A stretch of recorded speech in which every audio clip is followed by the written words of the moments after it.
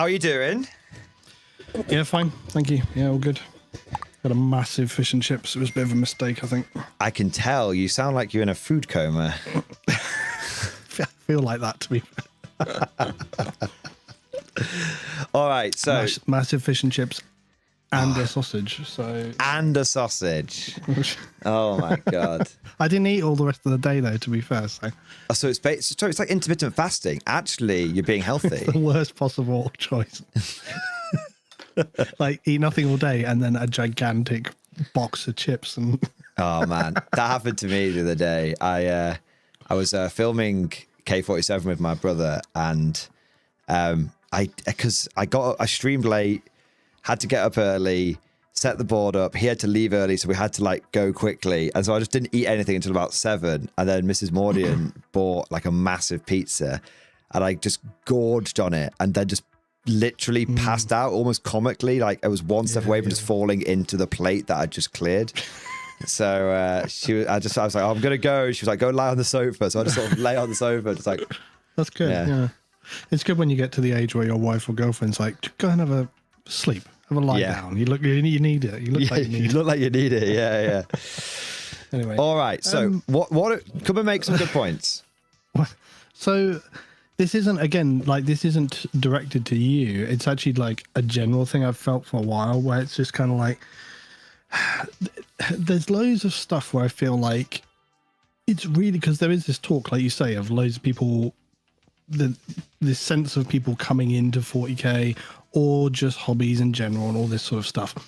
And it's like, when you think about it, it's almost impossible. Like think about, like, if you walk into a Games Workshop brick and mortar store and they say, oh, have a quick game, and they show you how to like attack and save and dice, and and they go, oh yeah, this is fun, I'll buy all the stuff. Well, you're missing quite a lot of information there about the intricacies, where you'll obviously get quite invested before you're like, whoa, hold on a minute, like, yeah. And my kind of point is I think with any hobby, there's like a level of research which it's beholden to you to do, like imagine, like, airsoft is a good one. A lot of people do airsoft. It's quite expensive, and so on and so on. So imagine you think, oh, I want to do this. Are you going to go out there and just buy the first thing you see, or the gun that looks cool, and be like, yeah, man, this is what I'm going to use? And you get into it and they're like, oh man, that's shit. That's not the one you want. Like, it's going to be a problem for you, That's like, that's like a platform for ages. That's like it's a JG, so it's like a Chinese clone or something. It's going to break in like 5 seconds or whatever. Yeah. But the other, but in a more dialed in sense of what we're talking about, like, I just feel like video games is my always comparison, and I always think about like Battlefield and other stuff like this, where it's sort of like a community, it gets updated, they add stuff to it, etc.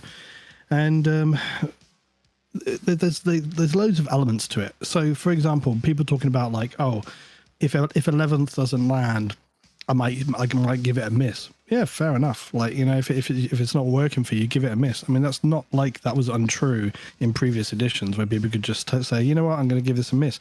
But surely the whole point is that, like, once you're pretty invested, like, in a system, you've either got to do some work to really sell all that and then go to somewhere else. And it's like, that's a lot of time and thought and money that you've put into that stuff already.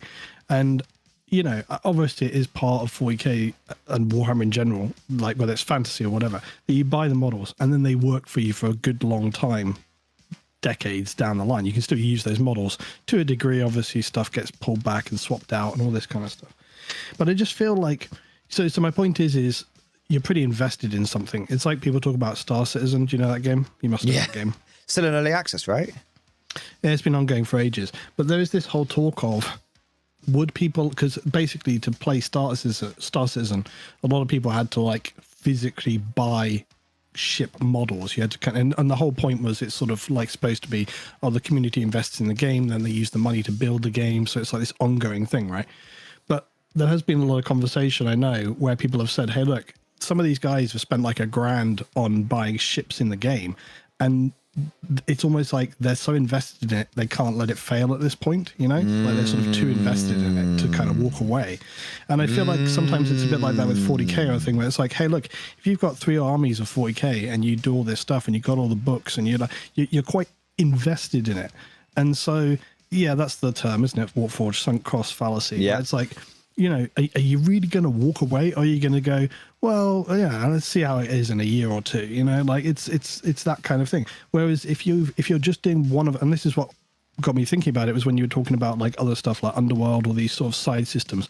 A lot of these smaller game systems, it's like you can buy a box and then like maybe a squad, and that's your outlay. What have you spent? 150 quid? Like, you know, it's pretty easy to walk away from that. You know, whereas if you spent like 3 years painting multiple armies and you're like, I don't know, $2,000 in, like, are you going to just walk away? Probably not. You're probably quite emotionally invested in what you're doing. I think so. Yeah, go on. You say something. Very, very quickly. I was literally, as you was talking, I was thinking sunk cost fallacy, and I tell you what, man. I think there's a lot of people right now, and I had a really good conversation with my brother earlier today about this, because he has so much Warhammer 40k and he hasn't played properly in basically 2 years. He's played a bit of 10th and it was just like not for him kind of thing. And so he doesn't consider his models wasted.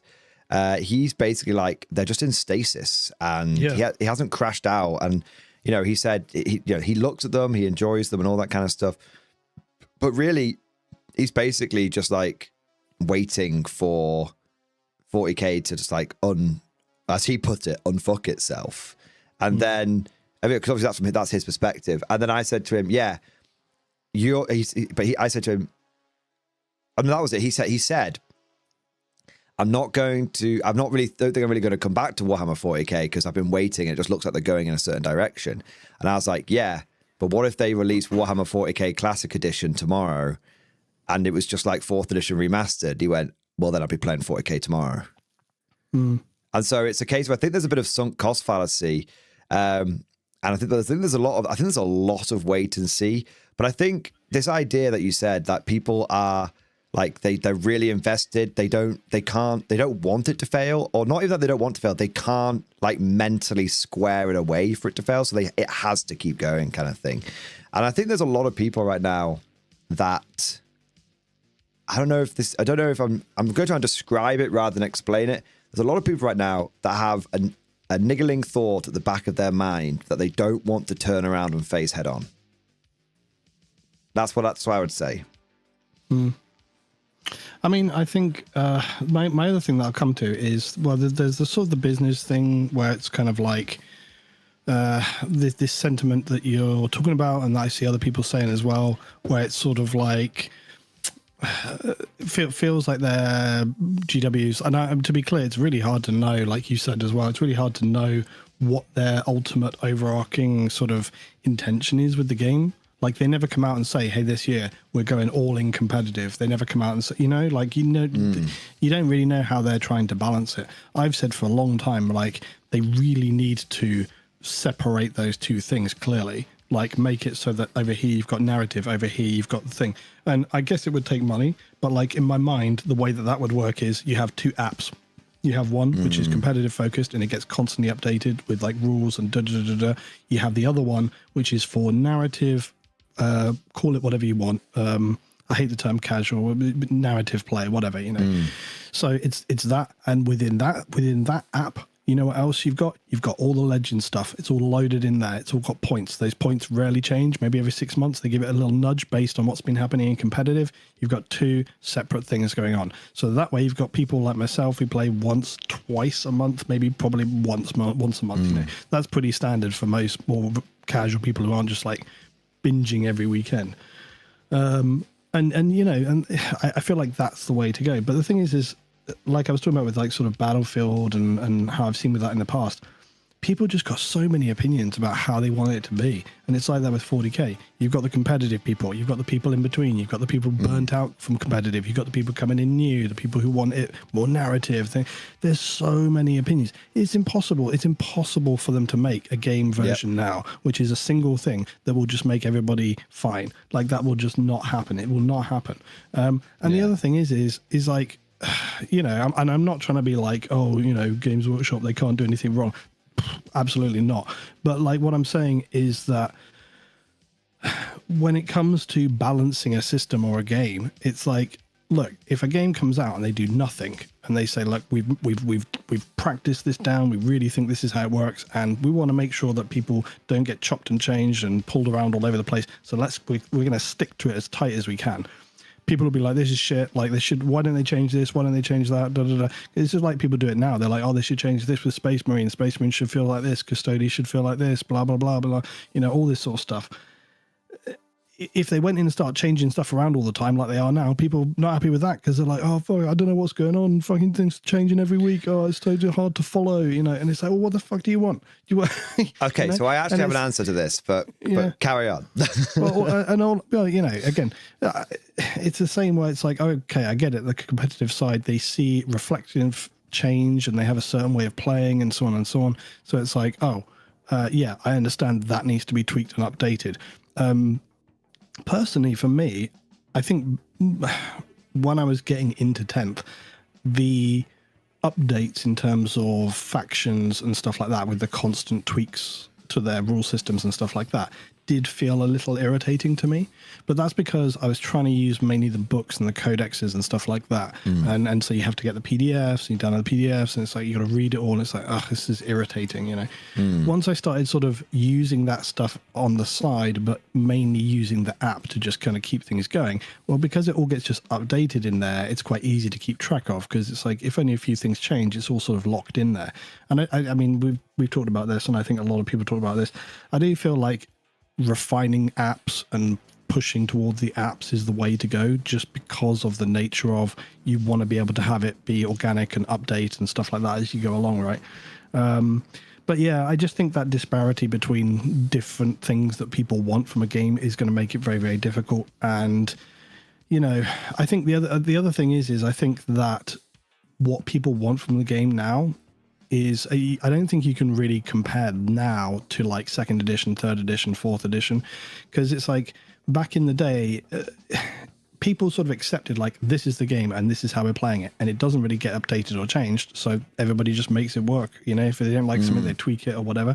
Well, now everybody knows that there are means by which you can update and patch the game effectively, and so on and so on. So people expect that, and if they don't see that, then they wouldn't be happy. But then because it gets updated all the time, they're not happy about that either, because they're like, oh, this is shit, they fucked it up, blah, blah, blah, blah, blah. I guess within that, my only other thing to say would be, surely they've made these big mistakes, and who knows like why. Like the stuff with Deathwatch was mental. Like, you know, I'm not invested in Deathwatch, so you know, from one point of view I couldn't care less. But like I can understand it. Like if you've built an army and then suddenly they go, whoop, sorry, can't do that. Well, exactly. That's bloody annoying. You know? You're not personally invested in the army, but you are aware enough, and also you know how you would feel if it happened to your army. Exactly. But the fact that they then sort of walked it back, I was like, well, look, I mean, that surely demonstrates that's good. They don't just apathetically not care at all. And sure, of course, it's a business decision at the end of the day, but nonetheless, they still reacted to it. Similarly with the heresy thing. I mean, it was very funny when with the heresy stuff, the 3.0, and I don't play heresy at the moment. I think it would be interesting, but like it was funny where people were reacting very strongly to that. The whole thing about they couldn't use certain units, and people going, well, my army's invalidated, so I'm binning it. And then they went, oh wait, sorry about this. Actually, we're going to put out a PDF today. We meant to put it in the books, but we just forgot about it. Yeah, it's like, this is the thing. Okay, so actually I really want to, so there's just 2 or 3 things I want to talk on just very quickly. Firstly, I think that 40k has got to the point where they're trying to make it a game for everyone, and a game for everyone is a game for no one. And I absolutely agree that it's getting to the point now where 40k is so mainstream that it probably does need, it needs some specialized game modes, as it were. I think people are a little worried about maybe that splitting the community, but honestly, I think that's not really I don't know if that is the biggest concern anymore, considering how much. Well, what does that even mean anyway, right? You know? Yeah, exactly. But I think so the first thing is a game for everyone's game for no one. Second thing that I was going to say is really like the Deathwatch thing. you know, the thing is, Deathwatch is what happens to Deathwatch is basically a rug pull, which I think is really bad. And I think it kind of, and how was the whole point of like today's like stream was like, hey, look, 3 months ago, we saw the new Deathwatch kill team, and everyone told me I was being stupid, that this wasn't going to be like a big rug pull, and it didn't mean that like all those people that bought into Agents of Imperium, that they were basically getting scammed and everything. And actually, I said that all those things were going to happen, and people basically told me to wait and see. And I was like, okay, fine, I'll wait and see. And lo and behold, we've waited and seen. And what's the result? Has anything changed? No. And like, how am I able to predict this with such unerring accuracy? Well, maybe it's because this is no longer the exception. This is the standard operating procedure. And I think, you know, going over to like Horus Heresy, for example, I actually think Games Workshop has got a lying problem. It's not a truth problem. I think it's a lying problem. It really feels like Games Workshop just lies all the time. And they, you know, like, and Horus Heresy, I think, was the most obvious and like blatant lie, but they just lie all the time, to the point where like you can't trust like a word they say, because like if you think, not you personally, Lutz, if one thinks that they meant to release a 207 page or 203 page PDF document post Horus Heresy launch, well then, yeah, that was bonkers. I've got this pyramid scheme that I think you should invest in. Do you know what I mean? The only thing I'll say to that as well is like, I mean, fair play to them. They banged that PDF out. Like, do you know what I mean? Yeah. somebody was there all night for that. they had to get 2 interns on it. But I mean, that was obviously like, it's always hard to know. Obviously, like, it's hard to like fathom how certain decisions get made, and I feel like sometimes that's the problem. I guess with any corporate company, like a business or whatever, like any at this level, like whether it's video games or this or whatever, it's hard to know because they never want to come out and say, look, this is what happened. You know, it's very rare for a company. You know, there was an incident way back with EA and there was an EA and Star Wars Battlefront when that game was coming around. And they did like a very, very like exploitative sort of loot box system that was basically sort of pay to win. Yeah. And it got such an aggressive backlash that very unusually for EA, they turned around and said, forget it, we're not doing that. Or they heavily adjusted it or something like that. Yeah. But that was like crazy for them. Like they never do anything like that. And I think there was that game came out right before the movies. And a lot of people, and there was some rumors that people had heard internally that Disney had turned around and gone, hey, what the fuck are you doing? You're going to destroy it. Like, you're going to create a lot of bad press. Ironic from movie Disney. Release. Yeah. Ironic as it turned out. Well, they probably, I mean, you know, it's all sort of big picture things. But my point is like, I guess any big company will just be like, they'll sort of look at the lay of the land and go, do we really need to talk about this, or should we just fucking, you know, move forward with it, whatever, you know? And I guess that's the thing is like, it would be nice for a community, for people to come out and say, hey, look, we had a plan. Obviously, we're seeing a reaction. It's not going like how we thought. And so we are going to work and with you guys and make it. I feel like that would be a positive thing. I feel like it would have a lot of, you know, because people can, I think like people can genuinely appreciate a lot of the time if mistakes get made, somebody puts their hand up and says, yeah, look, I'm really sorry. I thought I was doing the right thing, but it's gone awry. Sorry, let's get it sorted. You know, a lot of people are very understanding about that, I think. Very understanding. But, you know, obviously I don't think that's always the way as a big company. They don't see it like that. But, there is definitely...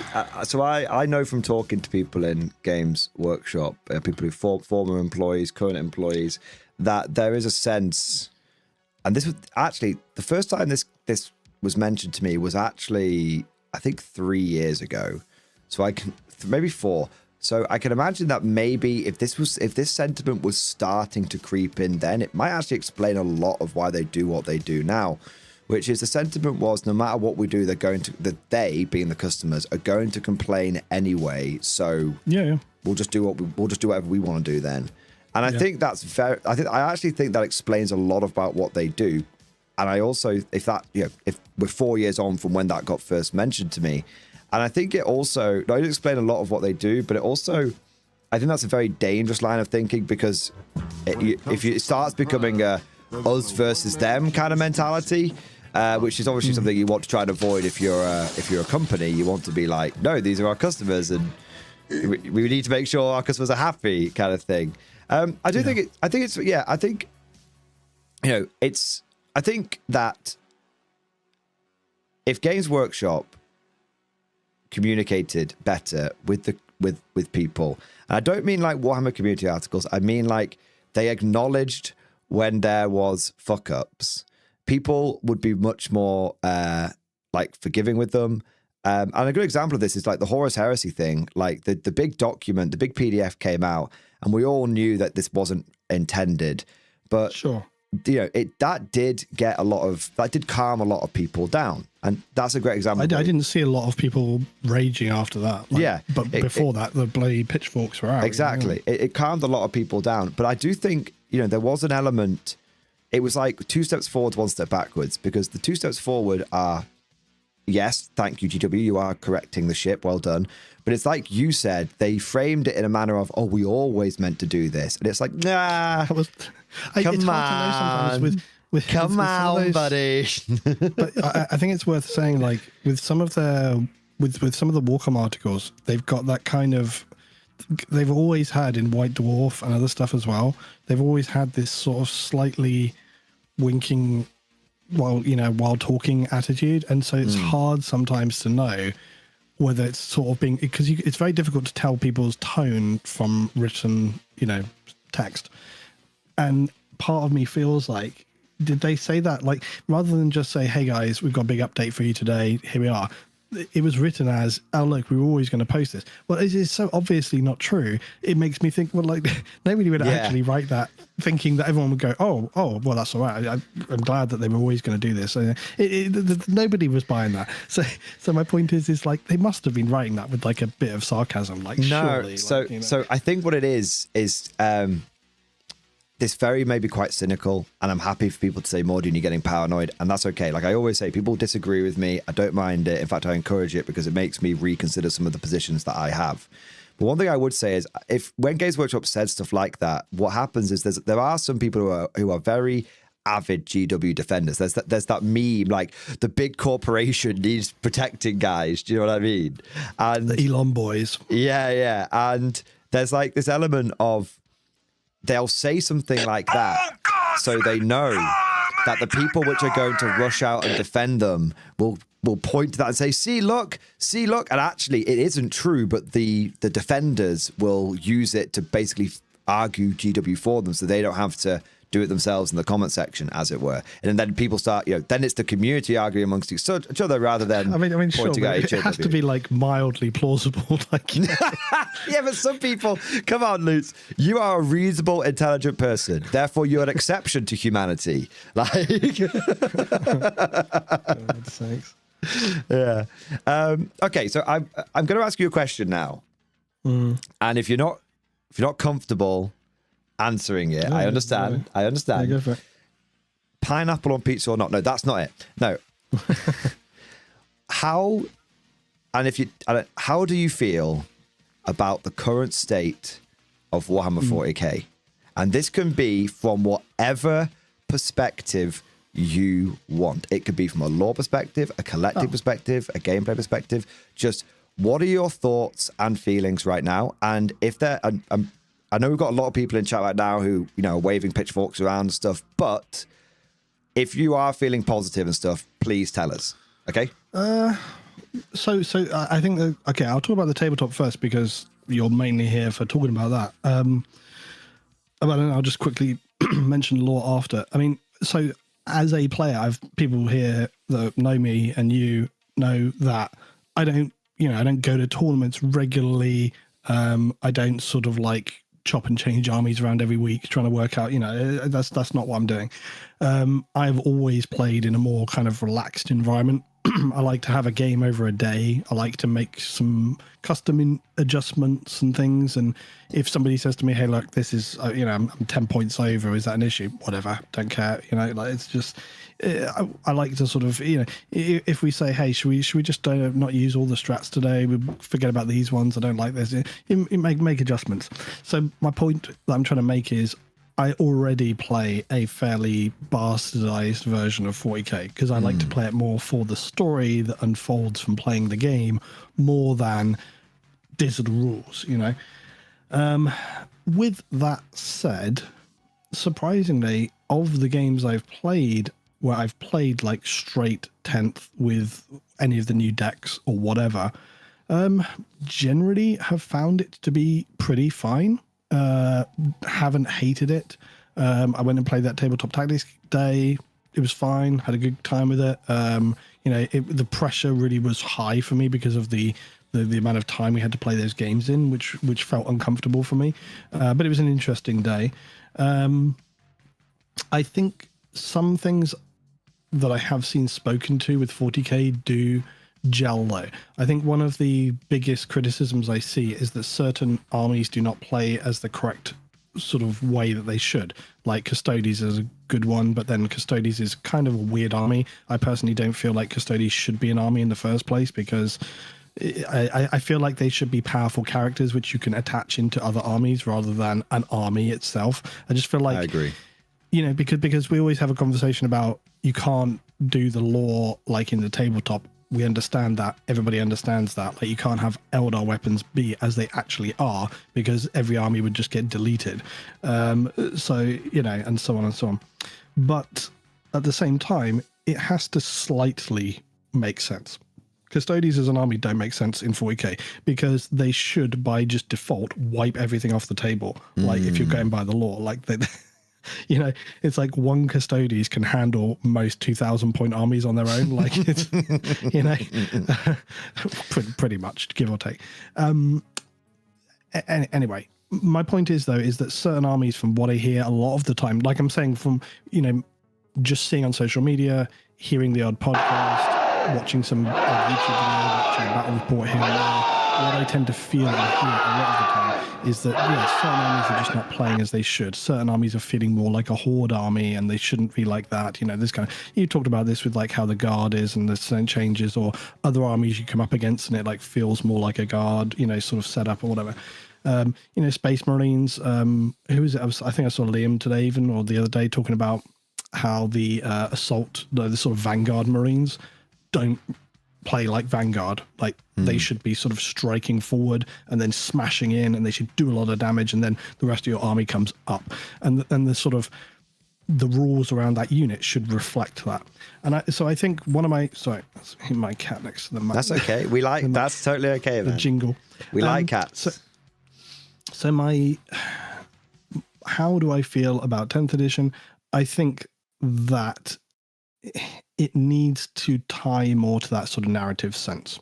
I feel like there should be, in the way the game plays should feel more in that way. Like, I think one of the biggest things, obviously it's a game of win and lose, but I feel like sometimes it shouldn't be so heavily emphasized upon that. Like, it should be about telling story through the game, and yes, you can do that. But if you want to play competitive, that's a different thing. That's my point. Is it's really hard for me to say, like, what do you think of 10th? In fact, actually, maybe this is the main point. This is the main point for me. Okay. It's like, it's really, go for it. It's really hard for me to say about, like, what do I feel about 10th, because the game itself is so trying to do 3 different things at the same time. It's like, how can I make the game that I want to see when it's split between 2 different things? And I think that's the biggest feeling I have, probably. Sorry, that was a bit rambling to get to that point. No, it's actually totally okay. And I've asked you a question on working in my thoughts. Yeah, that riff.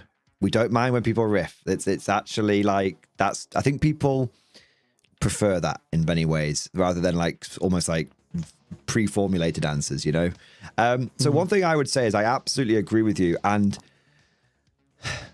first point, 40k 10th edition does feel off. And I know, and it's important not to look back with rose-tinted glasses. Oh, can I say one thing? Sorry. Yes, of course. It's very, very quick.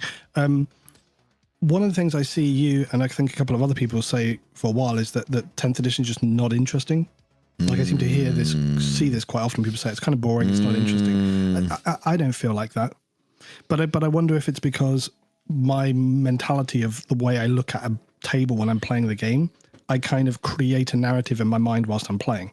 Okay. You know? So I think that probably comes down to a very simple fact of you play, and don't think I'm shitting on you in any way, shape, or form. No, it's here. fine. It's fine. Go for you it. play once a month, and when I was playing 10th edition at my peak, I was playing 10 times in a week. I'd go to or 8 to 10 times in a week, because I'd go to a GT at the weekend, then a midweek RTT, and then I would play.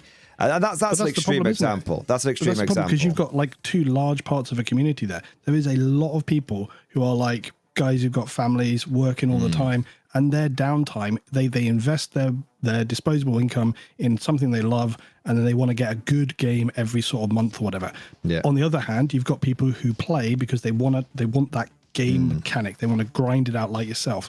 And those are this is my point. It's like there's two very different things. And we've been saying this for so long, and they never talk about it. And it is getting kind of annoying, I think. I think for many people, you know. Yeah, well, it feels like it's same shit, different day, right? A little bit. So the thing I would say is, going back to the... So 40k is less interesting to me, and I think there's definitely an element of that being my fault, and there's definitely an element of that being 40k's fault. It's an element of my fault because I absolutely fucking no-lifed it for basically 18 months. And so obviously I'm going to basically have tried every combination, every single way, 3 or 4 different times kind of thing. And so, I'm going to get to that point where things are quote unquote like solved. But I do think that's partially my fault, but I also think that's partially 40k's fault, where I've never had an edition like 10th edition where it felt so easy to solve the puzzle. Because I often describe 40k and wargaming as puzzle solving. The puzzle of puzzle/problem solving, but problem can often have sort of like a negative connotation, but also we'll use puzzle solving. But puzzle solving, where the first puzzle is you have to work out how to build the army list, and the second puzzle is how you play the game, as it were.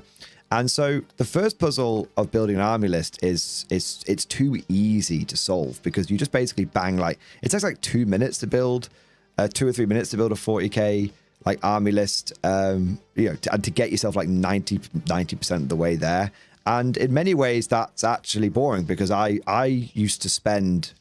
would spend entire days building army lists in previous editions, and that's just not something that it really is a thing in 10th edition. And I think a part of that is also there's obviously good, and not only is it very quick to build an army list, but when it comes to units, there's obviously just good and bad choices. So, and this comes down to granular points, where basically you're never going to take a flamethrower over a plasma gun or a melter gun, because it's always that's the obvious choice, right? So it's for me, when people say 40k is uninteresting, I think how I would interpret that is the puzzle is too easy to solve, and that's one part of it. There was another part that I was going to get to. That was the other part. What did you say after? What was your other main point that you made before the interesting bit? I was saying that it was too sort of split apart. I was saying that I wanted units to more reflect roughly how they felt with the lore. Yeah. Yes, thank you. Yeah, so I think there's definitely an issue with the feel of 40k, and whilst it's important not to look back with rose-tinted glasses, because there's always been examples of like invisible wolf stars and stuff like that, I think there is definitely a problem where with one of the issues I think a lot of people have with modern 40k is the game, the best way of playing Raven Guard right now is to spam Centurions. That's not very Raven Guard. And that's kind of, I think that's That's it. And whilst there's always been elements of that, I think it becomes like everyone is doing that because everyone is because there's just mental to me though. Like that's bonkers. Like, see, that's my point, and that's my point is that there are people that come at these things from different point of view. It's like not only would I never do that, I would never play someone who did that because I'd be like, that's unless we were just having a laugh, you know, obviously. But it's just like, what are you doing? Like, you know, and this is my point. Like when you were what saying, are you doing? Yeah, I totally get it. When you were talking about like, and it gets like this with communities in general, and it gets like this with games, and it gets like, you know, for example, like if you go back to like, again, video games, you go back to Battlefield, you go back to Armor, it got to a point where I was like, I'm either playing in my closed environment or I'm just not playing. Like it's just because the way people want to play.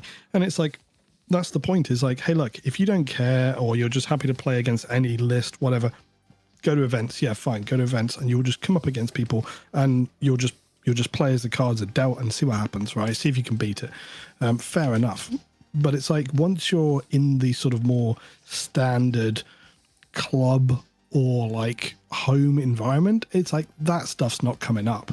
And again, this is my point where I'm not saying that like it shouldn't be the case. I'm absolutely not saying that like it should be dictated as you can't take anything you want to. No, you can. But I'm just saying, like, if you rock up to your mate's house and be like, yeah, this is my list, and it's very clear that they're taking the piss, you're just going to be like, what are you doing? What's the point? Like, you know, and they would know that going into it in the first place. They would know not to come with that list because they know that you're going to be like, get the fuck off my property. Like, yeah. You know, so, and this is my point where it's sort of like, these two things are quite distinctly separate. The way people play at a home game or a club game, it's like there is a more gentleman's sort of like, hello, let's have a few beers and I've got the Tesco's salt and vinegar spirals. Let's have a nice afternoon. Banging snack choice. Yeah. Yeah, they get you sweating. But like, too much salt. Like, get the salt sweats going on. Yeah. So you'll have a day like that, and then you have a day where they're like, right, lads, you've got 2.5 hours. Go. And it's like, fuck me. Like, you know, it's the two things are not the same. Like, you know, so I don't know. I just feel like sometimes all the conversation I hear about this stuff, I'm just like, this is not representative in any shape or form. And I just feel like there must be a lot of people out there. But the other thing is those people that are out there, they still have needs and how they want the game to play. For example, it's like, I think I like, okay, one thing I like that when you attach guys to squads now, they do certain things. Yes, that's I like cool. That. That's a nice feature. It's not just a captain leading a squad. It's the captain goes to the squad and now the squad is inspired. So they're doing something better. Yeah. I don't like that they cannot at any point like detach from that squad. I feel like you should be able to, I feel like they have to be deployed. I feel like they should, I feel like they have to be deployed. I feel like there should be a rule where it's sort of like, okay, if the squad's taken like 50% casualties, the leader can't like separate because it'd be like, that would be shit. But like, you know, he needs to like keep up the morale for the rest of the army, so you can't do it. But if the squad has survived to like turn 2 and is fine, he could be like, right, lads, you go there, I'm going over there. Like, you know, that should be fine.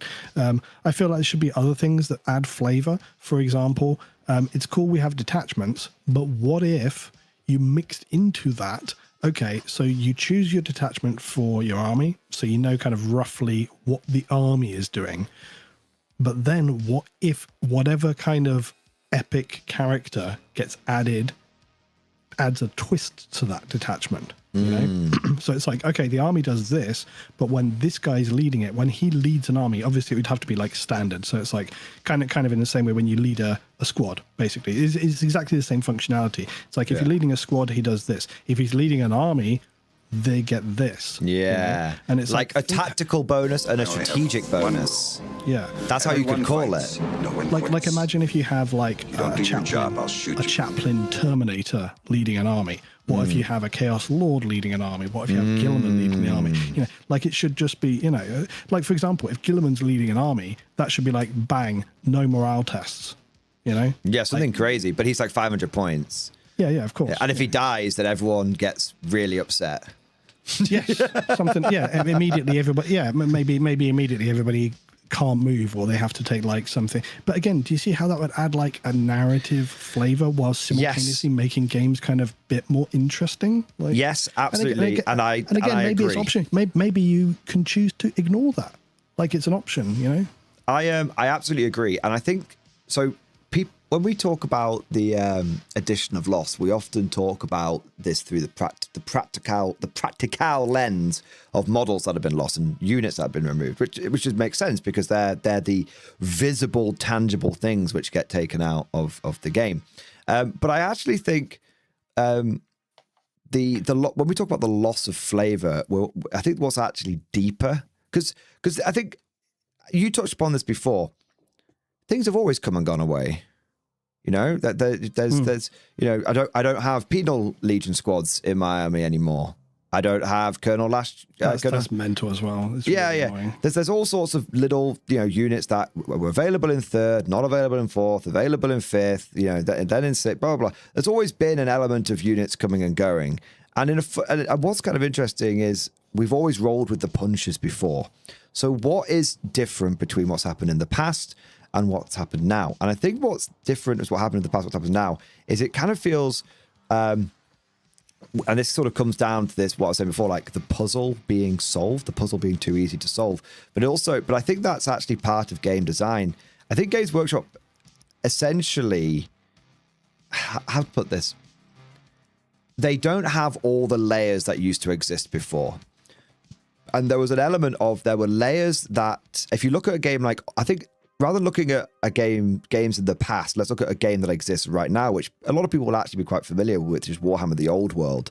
Warhammer the Old World is a very, very layered game, but it's how you could choose to dig how deep you want into those layers, and there's mechanics of the game which you as the player can choose to interact with, but they're not foisted upon you. So a great example of this, and one that I think you'll quite like if you're not aware of it, is there's a mechanic called Impetuous. And the idea is that your troops some troops aren't particularly disciplined. And so they might, out of your control, charge off and end up, you know, charges that maybe they shouldn't do because they're just like, come on, lads, let's go get them. So they have to pass a leadership. If they're within charge range, they have to pass a leadership test. If they fail, they have to try and charge that unit. And obviously this can lead to your opponent trying to, from a tactical point. So obviously that's very nice and flavorful, but also it lends to not only is it flavorful, but it also lends to good tactical gameplay where someone could try and bait out an impetuous unit.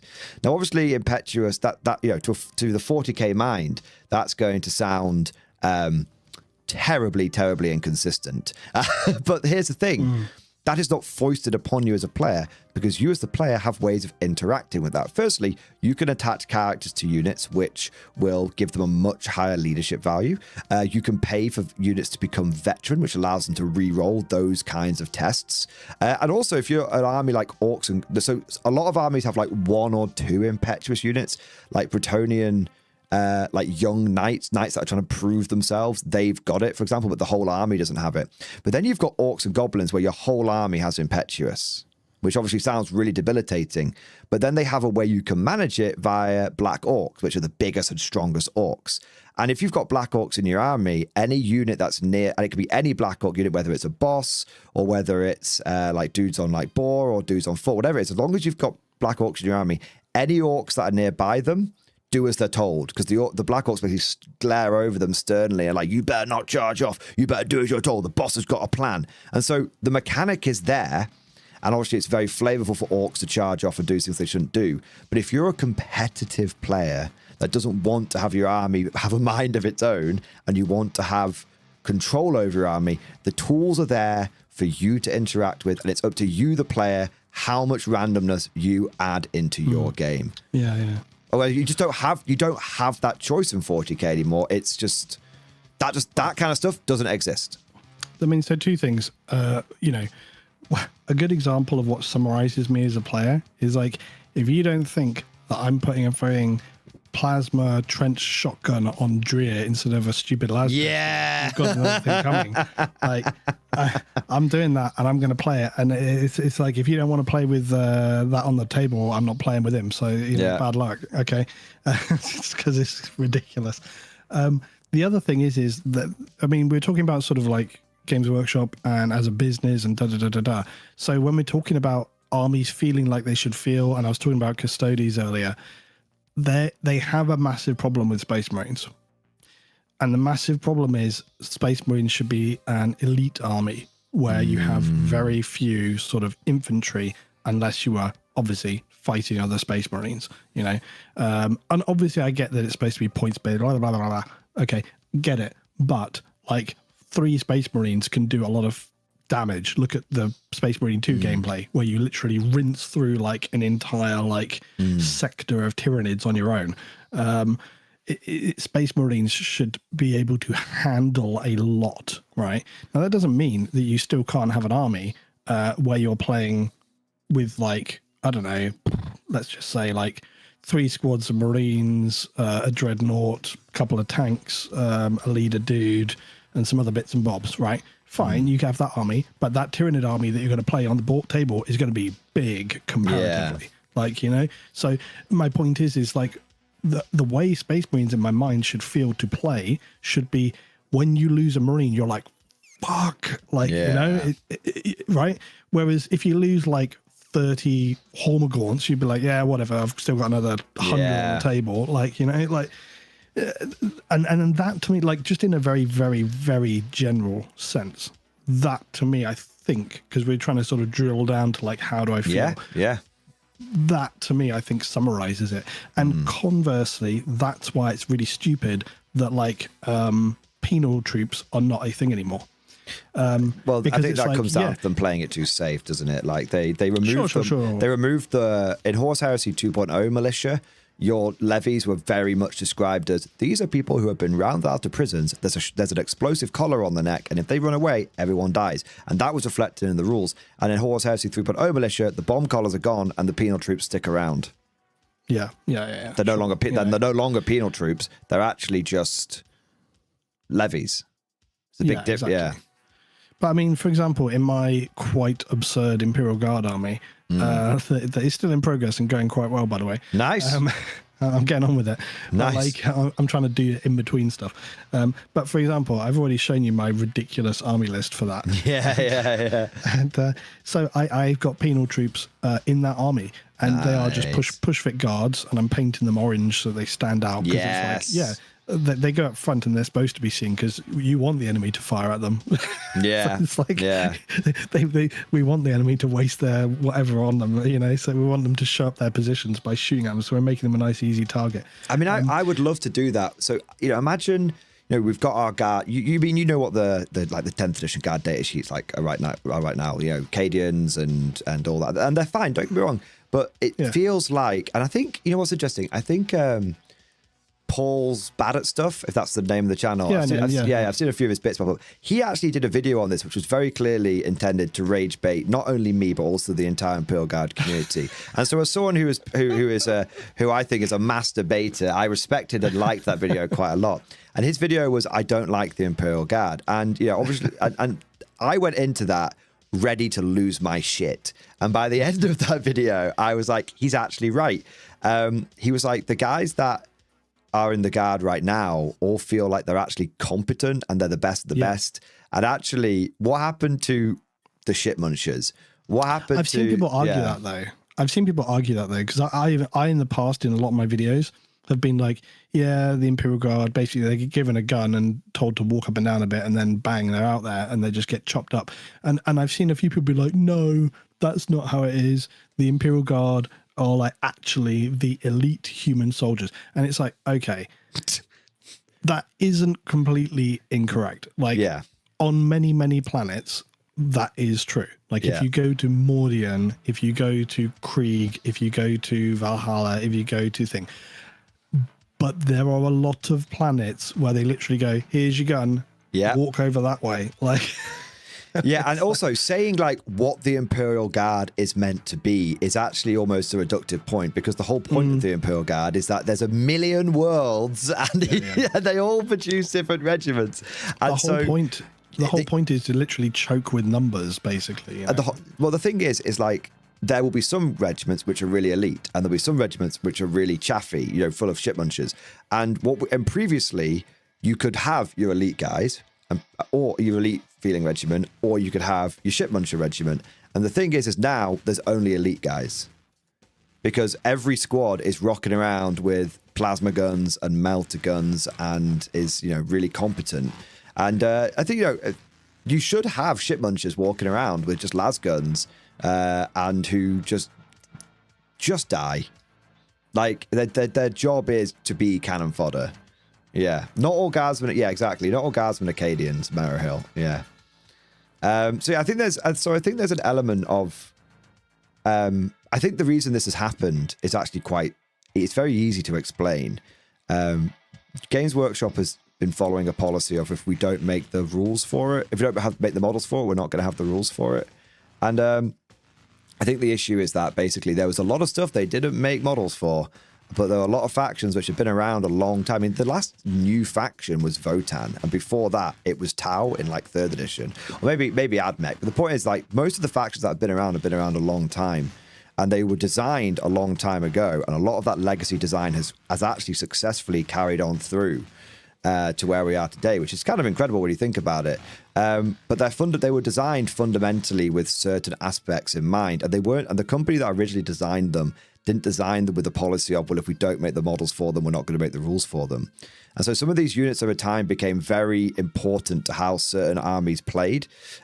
Using Guard as an example, some people really relied on hardened veterans. Some people really relied on conscripts.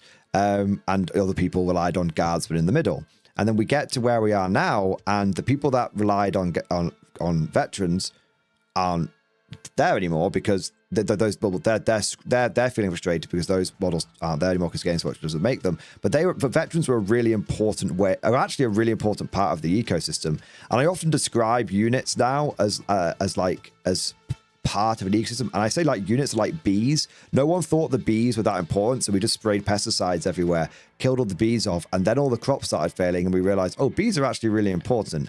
And I think there's an element of that with that, you know, a lot of factions are feeling like their ecosystems are in peril, because they were designed with one mindset and they've been forced to transition to another mindset, another design philosophy, but they've just had stuff taken away. And so there's big gaps in capabilities. And this is also messing with like feel. And this is where we end up with armies which feel wrong. And it's not just new players which think it's not just old players which think armies feel wrong. There are new players which feel armies are wrong. And I think a great way of putting this is, think about how many new players will have got into Krieg with the plastic Krieg launch. Fucking thousands of them, man. And then imagine that you're one of those Krieg players that by some, you know, whether you're buying, you know, GW models or third-party models, but you get your full infantry wave backed up by like artillery, and you're like, yes, I have got like 160 guys and like, you know, 9 field guns between the FOBs and the artillery teams, and you go to your first game and you just get filled in, and you go to your second game and you get filled in, and you go to your 10th game and you get filled in, and you go, oh. And then someone tells you, yeah, Guard doesn't play like that. Guard plays you know, in a completely different way, and you're like, oh, but yeah, I'm not playing Guard, I'm playing Krieg. And they're like, no, you're playing Guard. I think that's the issue.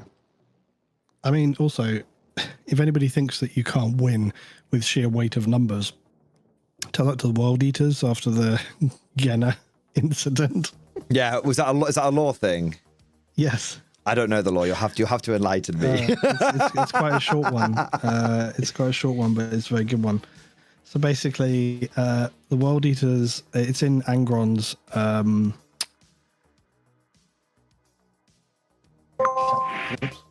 Oh, I've lost him. Technical issues. Elevator music. That's right. I'm still here. Okay. I turned my phone off earlier because whenever I'm on Discord recently, it tries to connect connect the phone to the microphone, so I'll turn it back off again. That's all good, man. Anyway, so the World Eaters, they're doing like a planet which I think originally was like under Imperial compliance. Yeah. But then I think they have some problem. They have to go back there. And they discover that actually the citizens there are not really people. They're like constructs or something, but they're sort of like they're sort of humanoid constructs. Right. So the World Eaters are like, right, we're going to fuck this up. Like, we're just going to smash everything like we always do. Yeah. So down they go and they start smashing through everything. However, they're trying to fight these sort of citizen humanoids, and they're not. They just won't react. They just won't fight back. They're just sort of. So they're getting really annoyed because they're just like, fine, okay, well, we'll just smash you then. So we just think, and then what starts happening is I think like one of the well, I think from what I remember, it's a while since I read. I think one of the World Eaters starts sort of trying to attack. They just start bodying the World Eaters. So they just kind of swarm them, and they just keep putting the bodies on top of them, one after the other, these sort of weird humanoid drone constructs. And they're not actually fighting them. They're kind of doing what bees do. Yeah, yeah. Swarm around. And that's exactly what happens. And then they start killing World Eaters by like not even fighting them, just by crushing them and crushing them under sheer weight. And like literally, it gets so bad they lose their first like deployment. they have to go back to Angron, and Angron's like, what happened, guys? Was it a really bad fight? Did they fight really hard? Did they they didn't fight us at all. Sort of.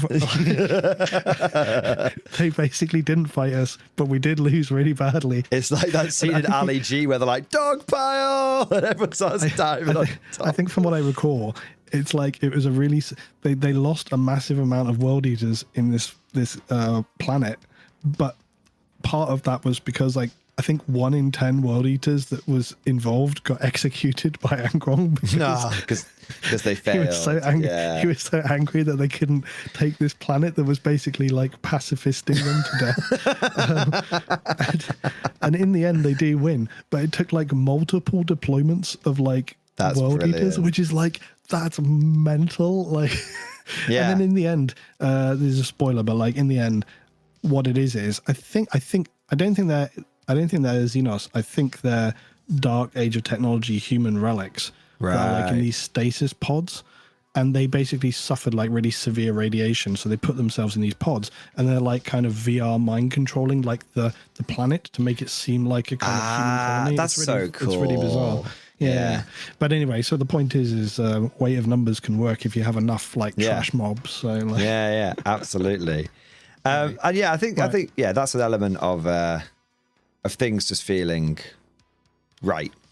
And I think, as we said, you can have an element of I think there's always been a disconnect between tabletop and lore, but there's always been an element of factions feeling like right.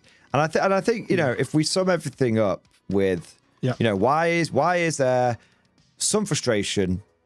I would say, why is there widespread frustration? I think frustration is the right term, not hatred or anything like that, but widespread frustration with 40k right now. And I think that there's a sense of it just doesn't feel right. The mechanics have to feel right. The mechanics of any game have to feel right. If you have good mechanics, people will just keep going with it. With a video game too. If you have good mechanics, people will play it all day, every day. They'll keep coming back because they're like, damn, this feels good. Dark Tide feels real good. Space Marine 2 feels real good because the mechanics are both. You can come back to any of those games and jump straight in. You're like, oh, damn, this feels really nice. Like it's the mechanics feel good. There was something I wanted to say earlier when you were talking. I just remembered.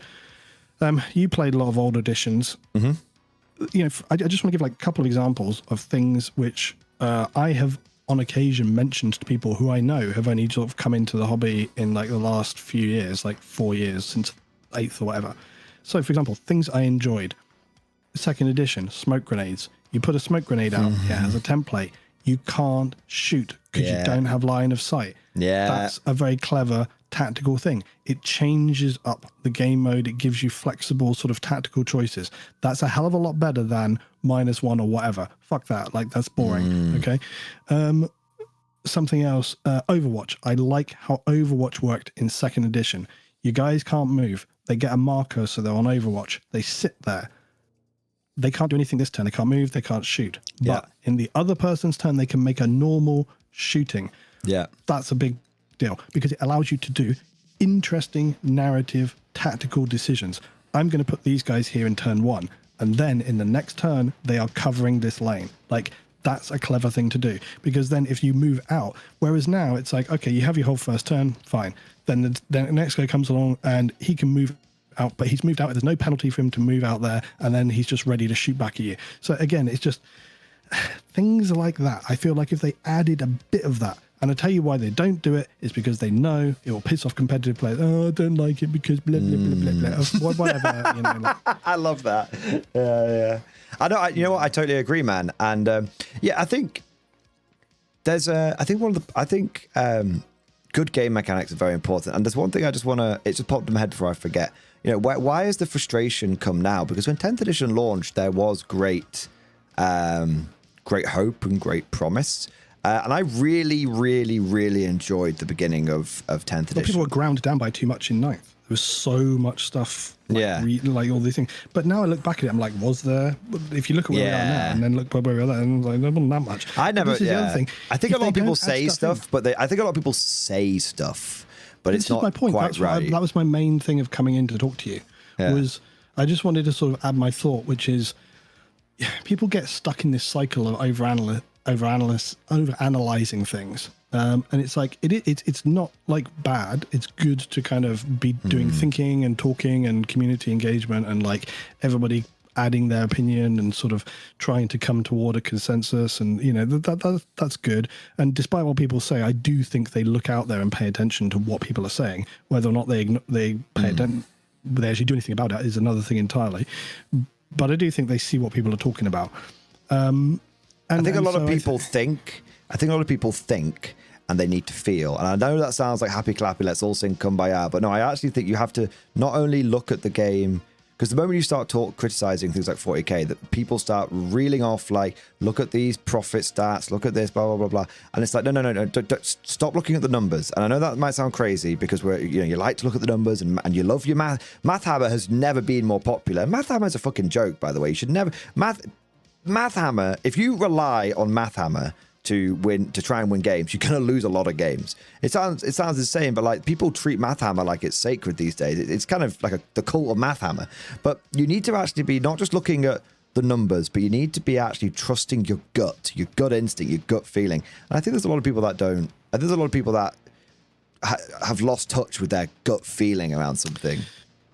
The other thing is I do feel like, you know, the game should try to cater to different things that people want.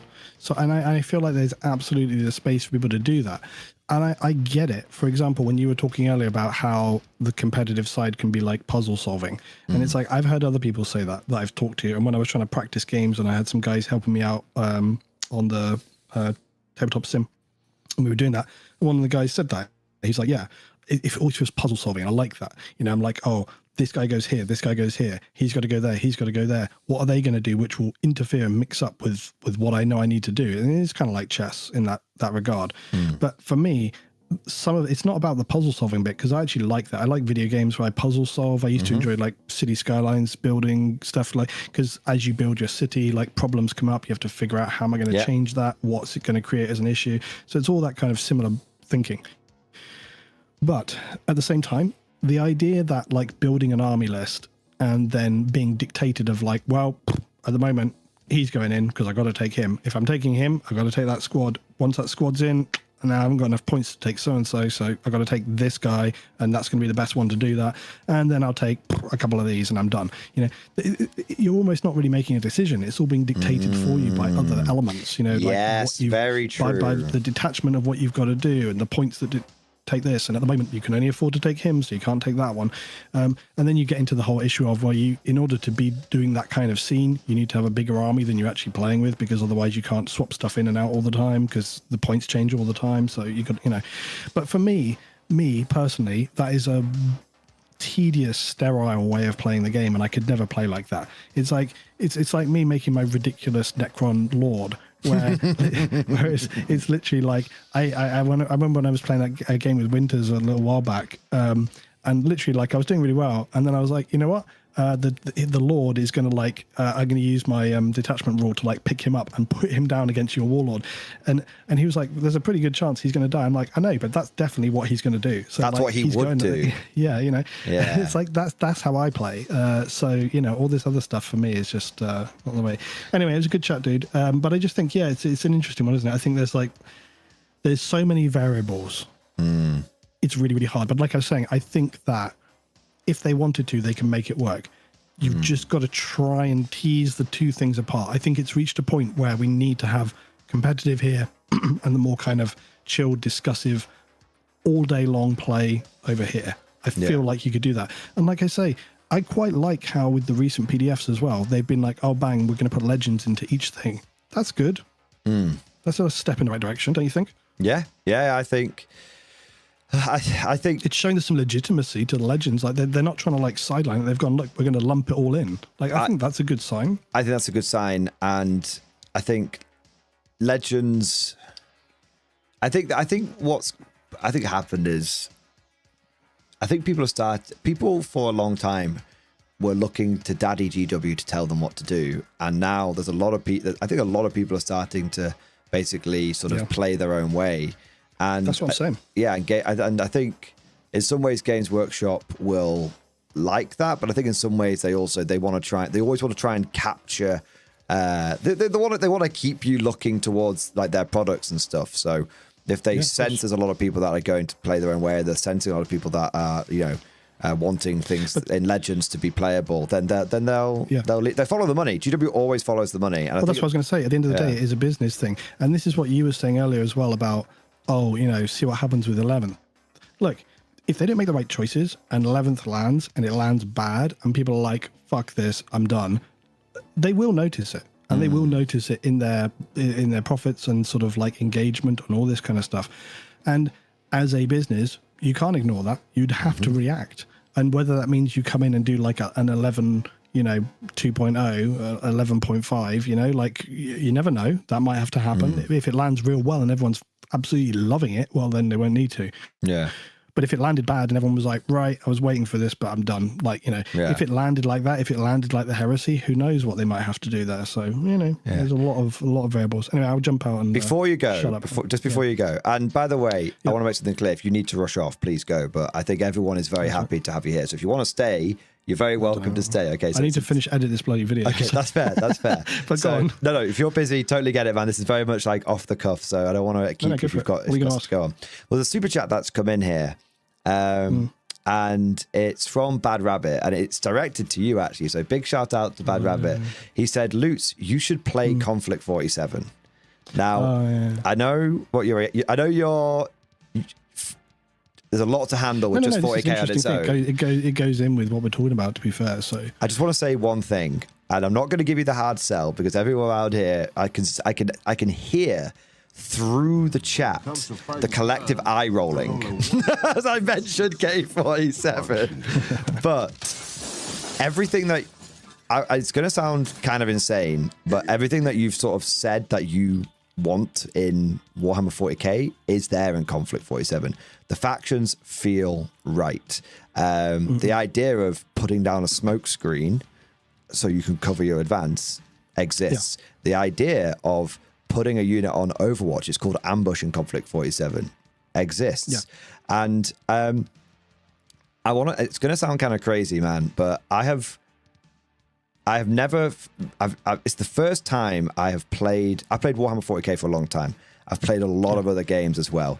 It's the first time I've played a war game which just feels so right. And every single war gamer, casual, competitive, who I've managed to convince to try this game has become insta addicted to it. So I'm just telling you now, Lutz. If I can find a window I could go to somewhere and have a crack at it, that would probably be the thing to do. However, and this is not like me sort of dodging it. No, dodge away if you need to. Dodge away. I will highlight the fact that I have got like a 10,000 point Imperial Guard army. Yes, I know. But that's the sunk cost fallacy, right? That's what I mean. I feel kind of obligated to kind of get it done. Yeah. But like, but alongside that, it's like in my head, I'm like, I really enjoy I really enjoyed Titanicus, and I've got that game over there. Like I need to finish some of those. Titanicus, when you just, I know they've got like Imperialis now, but like Titanicus, when you're just playing with Titans, is really interesting. It feels really good. It can be knife edge decisions. I like that a lot. But this is the other thing is like you say, it's sort of it is that sunk cost sort of fallacy in a way. It's like I've got so much stuff that I've kind of invested in and that I kind of want to be doing stuff with. And I want to, you want to get it finished, you want to get it out there. That it's sort of, it's hard to kind of split off and do something else. Not to mention the fact that I'm trying to do my standard work stuff. I got my family, and it's like, there's so little time. And it's like, when you've already got one thing that you're sort of set in, how do you then go and do another thing? It's sort of impossible. Like I have a hard time like divvying up my daily time as it is. It's so hard, like trying to make time for yourself when you get to a certain point in life, and trying to, I highly look forward to the day when I can have some kind of like I mean, in the office here, I've got my table, but I really want to have at some point in my life, like an outdoor big shed where I can have like 2 tables set up and I can be like out there all of the day painting. Like, yeah, of course, man. Of course. What I would that would be the dream. Yeah, man. And of course, real life is always gonna come first. I will say one thing though, man. Like, even if you're not that, even if you're, from like a personal perspective, obviously you want to consider this. But I would also, and it might sound kind of crazy, I would genuinely, as one content creator to another, from like almost like a professional capacity, or like a business capacity, you should keep an eye on this thing, man, because it's come out of nowhere, and it's the hype around it is not coming from any kind of marketing. Because I love Warlord games, but they couldn't market their way out of a paper bag. It's coming from you. It's not just me, man. It's not just me. Like, I won't shut the fuck up about this. And I won't shut the fuck up about it because it's just that good. But like, honestly, keep an eye on it. I really think that even for you as a lore channel, there's some really juicy shit here, man, that I think you could well, here's the other have thing. a look at. Yeah, I mean, here's the other thing. Like, I in general have an interest in just like hobby modeling in general. Like, I don't do some of the more sort of real building stuff for like the World War II games and things like that. But when you see like the effort people put into making some of the buildings and layouts and stuff, there's a few Instagram channel accounts I follow where some of the guys have got these mind-blowing setups where they've got like all these like, scratch built, looks realistic World War II bombed out buildings and stuff like that. And it's like real individual bricks and shit. Yeah. And, like, and they've got like, they've got walls and trees, and it just all looks mind blowing. And it's like, that is inspiring to me. Like, that makes me want to do that kind of stuff. Now, I haven't looked into the Conflict 47 stuff. I feel like terrain and the model stuff has to go hand in hand. If they have a unique kind of look to the terrain and the tables and stuff that really kind of speaks to that, I think then you're kind of moving in the right direction. I'll tell you the other thing as well, is we've been talking about like, look, what's the stay at 40k? And then also, how will 11th be? Will it land? Blah, blah, blah. And it's like, well, look, if it doesn't land, because this is the other thing, Games Workshop has this massive monopoly. Because, well, not really, but like, but they take up a vast amount of oxygen in the gaming hobby tabletop space, and loads of games they've tried to come in and do stuff, and I hear things about these other games, and it's like, sure, you hear people talk about it, but it never really seems to kind of seep in. And I feel like at some point in time, there will be a product which picks up enough momentum that it starts to. And my point that I just make is that is all good. Yeah. Because competition means that products have to be refined and made better to compete and appeal and all this kind of stuff. Yeah. And if games, like if 40k, is reaching a point where they sort of don't really seem to know what they want to do with it. Is it going to be this? Is it going to be this? We're trying to make it so it does both, but that kind of is impossible and it doesn't really work. Maybe at a certain point they have to, if they get pushed back on from something else, if it's taking community away, so. But okay, but just before I jump out, so with 47, how does what we've been talking about work?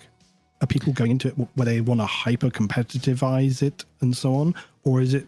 Can you do it like how I want to do, like with my kind of games and stuff like that? Because again, surely you come back to the same problems where it's like people who are really competitive are going to be playing it all the time, and we're like, I need to change this. This unit doesn't feel right. No. And then people like me are just going, oh yeah, cool, that guy got blew up. Oh, that's so interesting, don't it? You know, it's like, so you surely come back to that same problem eventually. And you know. This is the crazy thing, man. And again, I'm not just saying this as, you know, Warlord's unofficial hype man, because if the game came out and it was dog shit, I'd be telling people the game's dog shit, right? That's the thing. I always try, you know, I was really excited for Horus Heresy. Remember when we actually did our collab and I was saying, I want to get you Heresy pilled? You know, I'm always honest. Sure. And then, you know, that's when I was playing 2.0, and then 3.0 came out. And if 3.0 was good, I probably, you know, I'd be talking about that right now. But just talk about, so I want to do a big word bearers army at some point. Yeah, I really do. I've got all the stuff for it somewhere, but it's like, yeah, I would love to do that one time. So one of the things that I think Conflict does, which it sounds impossible, it sounds too good to be true, but I honestly think that it accommodates all play styles, and even crazier, you can have someone who's hyper competitive play against someone who's, you know, casual, and both players can come away from that game with something. I'm going to, just to give you an example, I've played quite a few games of Conflict now. I've only won one. And yet, despite the fact that I'm on quite an epic losing streak, I cannot wait to keep playing. And I've been playing against my brother, who is I would say I'm Conflict casual. My brother is Conflict competitive. And my brother is, it's like, I've never seen him like this. He's very, very competitive. I've never seen him like this. He is like foaming at the mouth, deep diving units. You know, he's messaging me like, have you got this, blah, blah, blah. Like he's refining. And I'm just like, you know what? I think I'm going to turn up with, you know, some more jump troops today, because I kind of want to play an army that feels like I'm playing the old Elysian drop troops kind of thing. And we'll play a game, and he will, you know, come away with like the win, and I will come away with the loss. But I will come away really, really happy, because the game is a game of epic heights and terrible lows. And there's always exciting things going on. And even if you lose a game, there's always that moment you can point to in the game and like, oh man, fuck, but I almost had you there. Like, oh my God, that Paragon squad ran in there and just beat the crap out of those Totem Core. Oh my God. And then even though I lost the game overall, there's moments I can point to where I got personal wins. And I think that's something that's, it's a game which will reward you for being a better player, but it won't punish you for only wanting to engage with it casually. I describe it as Old World. You were all about Old World the other day. Old World's great. Love Old World. Love Old World. No complaints. Old World's very similar. Old World is very, very similar. Old World, if you have a theme, I love playing Empire. And I took Great Swords to a tournament the other day, and Great Swords are considered to be quite shit. And I loved it because my Great Swords spent the entire tournament feeling like Great Swords. And it was the worst tournament result I've had in 12 years. I didn't win a game, and I came away and I was like, fuck yeah, Great Swords are awesome. So I love Old World, and I would say Conflict 47 is similar, where you can still get what you want out of a game even if you lose it. And yeah, I just think it's phenomenal. It feels right. What if they came back like at some point soon, and out of nowhere with zero warning said, hey everybody, it's a cleaned up 40k classic edition, like you were saying, where they came something which bridges sort of between second and fourth, like they kind of mix it up, and they even go a bit retro on the artwork to kind of like give that vibe. They give us some sort of classic sculpts, but maybe one that's a refresh, and just come back in fucking templates on the you know, like I mean, I think people would be mental for it. I think they get mad for I can tell you right now that I would play the shit out of that. That would probably become my way of playing 40k. I'd be like, look, I'm not going to keep up with new Hammer. I'm not. We are now a classic Hammer channel kind of thing. And I want to say one thing. If Games Workshop came out tomorrow with that, I would play it, but I would not stop playing Old World, and I would not stop playing Conflict 47, because, and this is something that's really important to understand. In the past, we've talked about games that have come and gone. They've never quite made it. In the past, games have been jumped on by like disgruntled 40k players, and they're not jumping on them because they like the game. They're jumping on it as a fuck you to GW kind of thing, and that is always going to be a temporary thing, because the GW, as we've said, they will right the ship. They know what they're doing. They'll take the piss, but when things start going too far, they've got action plans, break in case of emergency, and they'll right the ship, and then everyone just goes back to 40k, right? The Conflict 47 and Warhammer the Old World are good games. Whatever happens with Warhammer 40k is whatever, but these are good games in their own right. And I think that is what is the key strength of these games, is that they're not good because they're a fuck you product. They're good because they're a good product. It's that simple. Yep. All right, probably a good point to leave it there. Yeah. Well, dude, I want to say, like, really, really enjoyed you coming on, man. Absolutely loved it. I genuinely, man, thank you. Yeah, genuinely thank you, man. But I'll let you get back to your editing now. All right, no worries. Good chat, everybody. I'll see you next time. Catch you later, bud. Catch you later. Cheers. Bye. Hey, can we get a big 07 down in the chat for Luetin09 for coming on and having a good old chinwag, and also just taking the time out of his busy schedule, and that was really nice. And I think we're very fortunate and lucky to consider it. I'm very lucky to consider him a friend and colleague, and I think we're all very fortunate to have him as a member of this community. So big shout out to him. And that was a really I love that. That was a really good chat, man. That was awesome. Right, enough.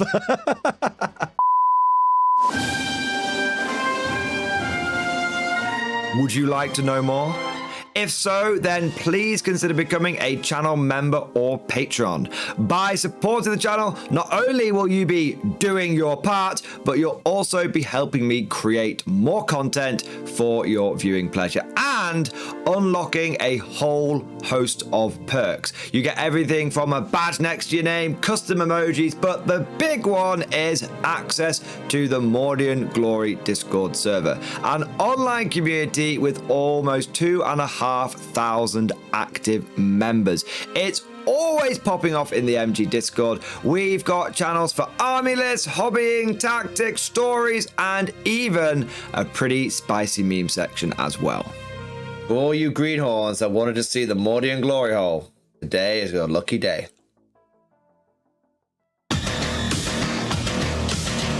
And joking aside, I do want to say a massive thank you to all of the current channel members and patrons.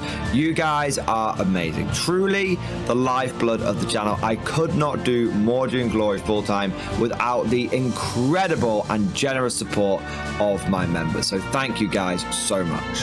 And last but certainly not least, I want to say a personal thank you to all of my top tier Patreons. These are the War Masters, the people who have truly gone above and beyond the call of duty. So a heartfelt thank you to Redfield, 32, Jurgens, Miasma, Try Again, Bragg, RJ, Scorpion, Bonbon Vert, Lord Pryor, Nicholas Walsh, John Stubbs, Guardian, Varney, Sword, Fish Trombone, Picklock the Forged. Seriously guys, thank you from the bottom of my heart. Your support is incredible and it makes a huge difference. Thank you so much. That's all for now. Hope you've all enjoyed today's video, and of course, as always, see you guys next time.